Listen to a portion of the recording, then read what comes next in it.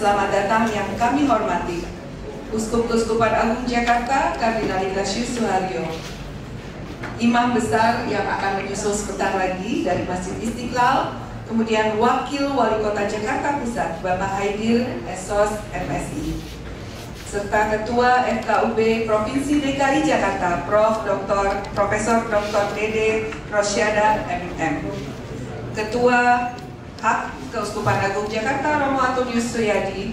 Tanah tumpah darahku, di sanalah aku berdiri, jadi pandu ibuku. Indonesia kebangsaanku, bangsa dan tanah airku. Marilah kita berseru, Indonesia bersatu. Uskup Agung Jakarta Pak Ignatius Kardinal Suharyo, kemudian Imam Besar Masjid Istiqlal Profesor Dr. Nasaruddin Umar MA, yang saya hormati Ketua FKUB Provinsi DKI Jakarta Profesor Dr. Dede Rosyada MA, yang saya hormati Ketua MUI NU DKI Jakarta Bapak Dr. Samsul Ma'arif, kemudian para majelis agama, para pengurus FKUB Provinsi DKI Jakarta, para pengurus FKUB Kota dan Kabupaten se-Jabodetabek. Pertama-tama izinkan saya menyampaikan amanat dari Bapak Wali Kota Jakarta Pusat Pak Daphni Sukma. Sedianya beliau akan hadir, namun karena ada kegiatan yang mendesak, maka saya selaku Wakil Wali Kota mewakili beliau untuk menyampaikan amanat ini.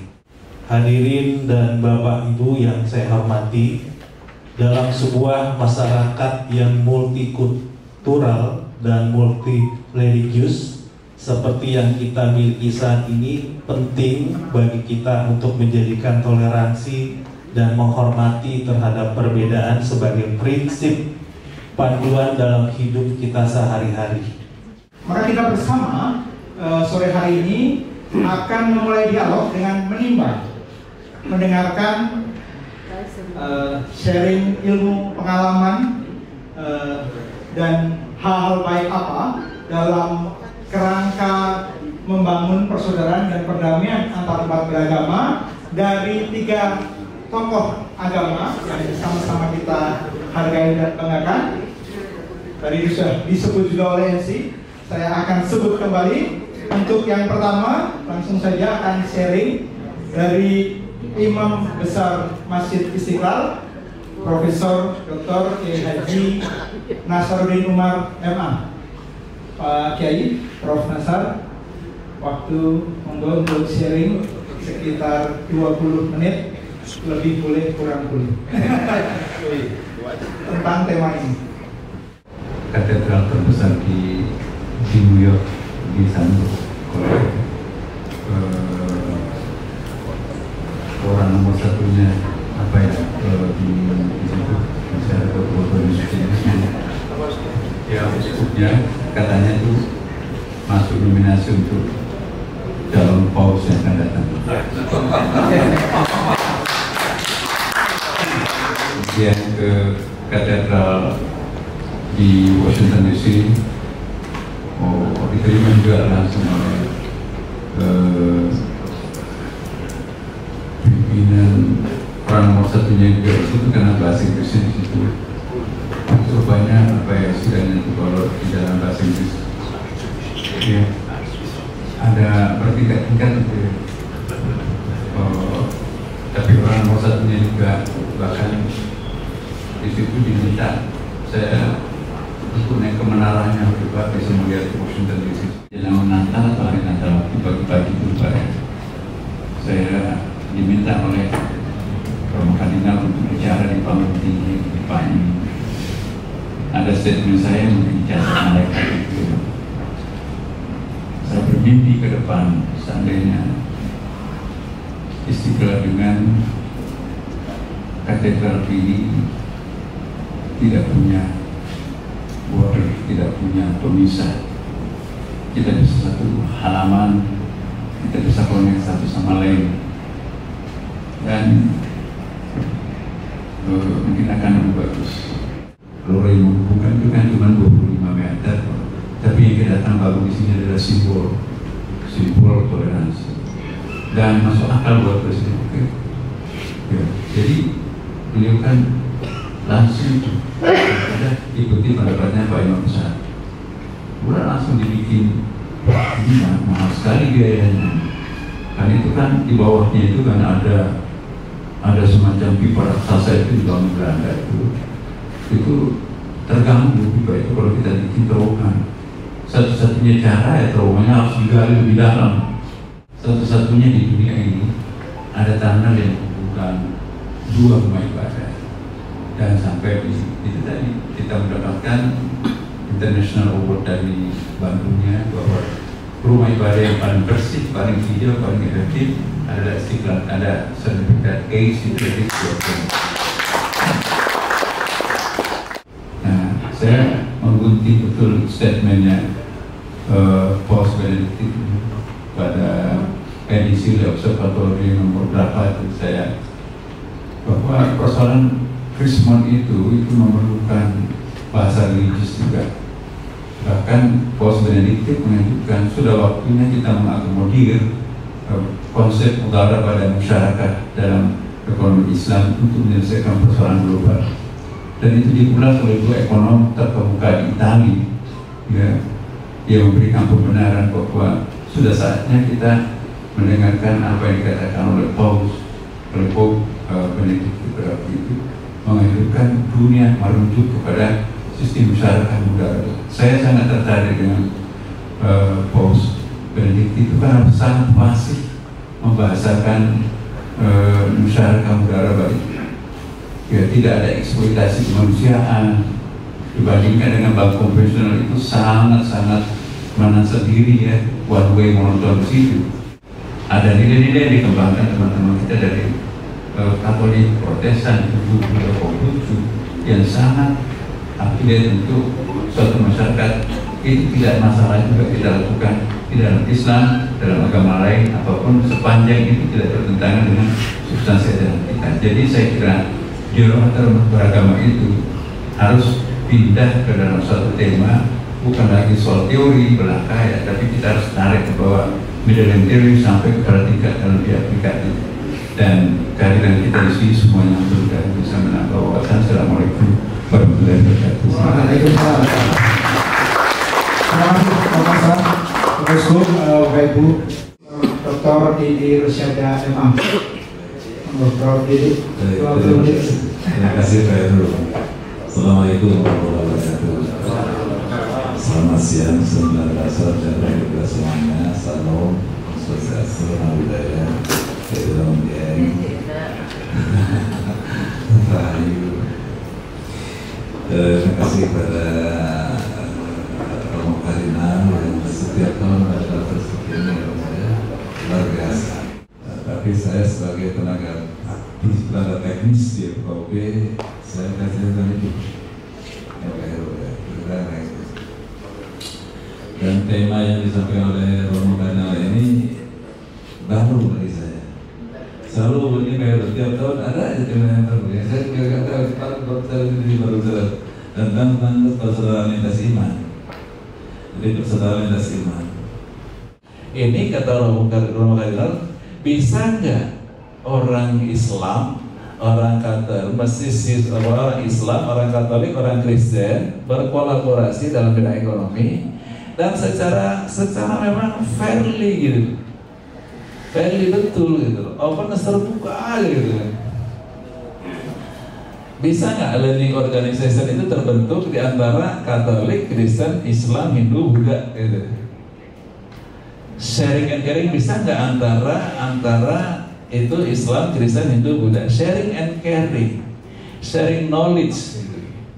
ini harus mestinya bisa kita, dan modal kita udah ada, karena hari ini Romo Kardinal saya sampaikan, I have to say my pities, I have to say my sorry juga kepada Romo Kardinal, kepada semuanya, bahwa Jakarta itu soal toleransi itu selalu terpuruk terus, skornya tuh pernah di bawah rata-rata. Kira-kira itu teorinya, bukan teori Pak Haru ya, sekali lagi, bukan teori ini. Dia untuk meningkatkan produktivitas, kita harus pada sharing and caring, lupakan bahwa kita berbeda agama, tapi kita sama-sama satu tujuan, social welfare. Maka harus ada sharing and caring. Mohon ini disampaikan kepada jamaah kita semua masing-masing ya. Untuk mencapai kesejahteraan bersama tadi.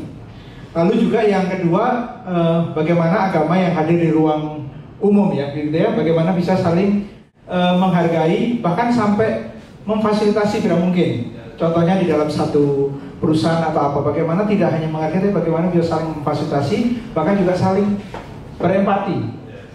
Kurang lebih dalam konteks bagaimana membangun persaudaraan dan perdamaian, Prof. Didi menekankan itu tentang tujuan bersama bangsa, lalu bagaimana sinergi profesionalisme, bagaimana cinta yang tingkat tinggi, cinta yang cinta kasih sayang yang tingkat tinggi itu menjadi dasar dalam membangun persaudaraan baik di profesionalisme, tempat kerja, berbagai bidang untuk mencapai kesejahteraan bersama. Dan juga tadi yang tentang yang kedua yang memfasilitasi dan menghargai, begitu ya, Prof. Didi. Kita lanjut ke narasumber yang ketiga, Bapak Uskup Agung Jakarta, Bapak Ignatius Kardinal Suaryo. Monggo Bapak Uskup. 20 menit ya, Bapak Uskup. Sani.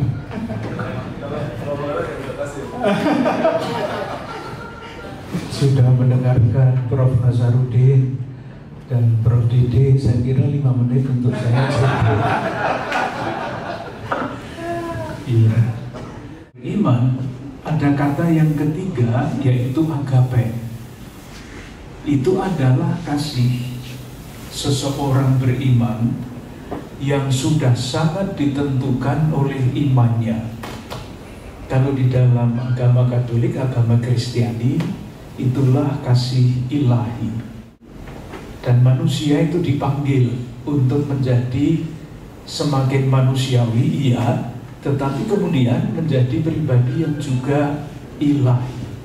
Ketika hidup kita diresapi oleh kasih Allah, menjadi kita semakin mengalami dan mencerminkan kasih Allah itu. Transformasi pribadi itu sumbernya mana? Nah, sumbernya adalah penghayatan iman yang otentik. Jadi saya tadi sambil sekali lagi mendengarkan Prof. Nazar dan Prof. Didi berbicara, yang muncul di dalam diri saya adalah pertanyaan-pertanyaan itu yang saya coba jawab. Pertama, mulai dari belakang, sebetulnya mulainya kan dari depannya. Transformasi institusi sumbernya mana? Kalau tidak ada transformasi pribadi, transformasi institusi tidak bisa terjadi. Yang berkelahi akan tetap berkelahi, yang bersaing saling mengalahkan akan tetap saling mengalahkan.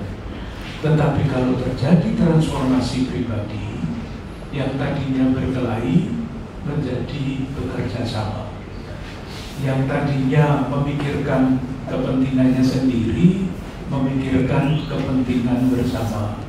Menghindari kondisi-kondisi itu sehingga kita bisa menjalankan kerukunan beragama ini dengan baik dan benar.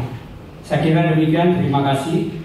Dalam pemaparan tadi sangat jelas sekali, dan memang kita bangga ya punya terowongan silaturahmi antara Gereja KAJ dengan Istiqlal. Itu nggak ada di dunia, itu baru ada cuma di Indonesia, dan itu membuat kita sangat bangga. Itu satu cerminan toleransi antar beragama ya, dan terasa sangat istimewa ya, karena kita bisa saling berbagi di situ ya. Kita merasa benar-benar kita ini bersaudara ya. Saya memegang sabda Nabi Muhammad bahwa kita penjuru lautan, kita semua saudara, dan apa yang tidak ingin orang lain lakukan terhadap dirimu, jangan lakukan itu kepada orang lain. Kita ingin maju, kita harus bisa mengaju ke orang lain. kita punya pengetahuan, kita sharing kepada yang lain. Jadi demikian kita bisa sama-sama bahagia, kita bisa sama-sama maju. Jadi negeri ini bisa aman, damai, tentram ya. Badatum toibatum marubi bokur. Terima kasih. Mantap. Terima kasih dari Waludi. Betul kan?